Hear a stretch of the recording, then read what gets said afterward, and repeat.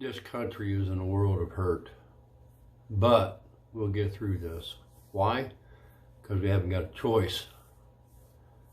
Don't live your day from day to day to day in fear. Continue to live your lives as we were intended to do so. That's my personal opinion. Anyways, what I want to share with you today is some results of the grafting that I have done, which I'll share more later on down the road as we go. Now, as you may know, some of the graftings that I've done were rootstock of Pawpaw, rootstocks.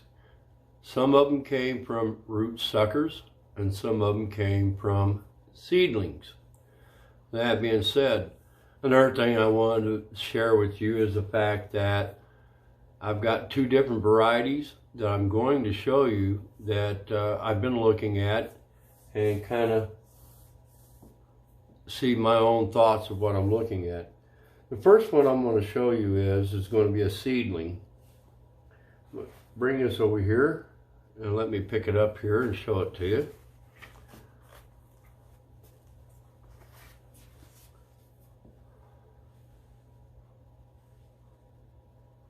As you can see, that's an overlease, and the graft took place on March 15th of this year, 2020, and it's doing very well. I'm pleased.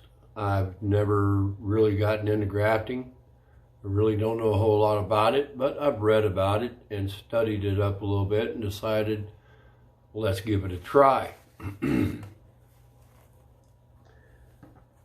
Okay, now over here I have a root sucker that I had grafted into, and as you can see, that's an NC1 grafted on the same date as the seedling. And the one thing that I've noticed between the NC1 and the overlease is the pattern of the leaves. The NC1's leaves seem to be more broader, but the overlease tend to have more of a slender leaf.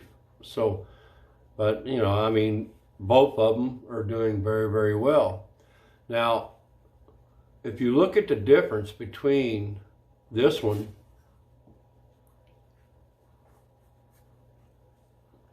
and this one, which I have overlease grafts done in root suckers as well. The one thing I noticed about the root suckers, they took a graft much more quickly than the seedlings did. I have no idea why. The root suckers were dug up last year, 2019. The seedlings were started in my house last year, 2019, and they just happened to be big enough to where I could do a graft into them. But the one thing I noticed between the two is the root sucker allowed the graft to take much quicker than the seedling.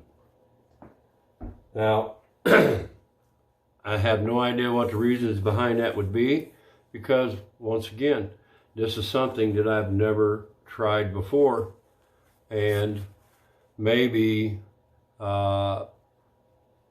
if I gave that seedling another year and then tried to graft it, would that make a difference? I don't know. But let me put it back over here where it belongs.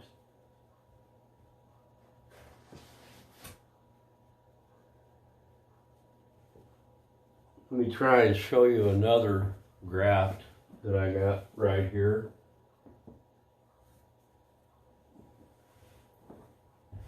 This one here is a graft done on the same date. As you can see right there, it's an overlease, and the same observation with this one as the other one, the leaf pattern is much more narrow, but it too is a root sucker. Everything that I have in root trapper pots are suckers. Everything in tall one tree pots are seedlings. That's just one that I wanted to show you that's doing very well for me.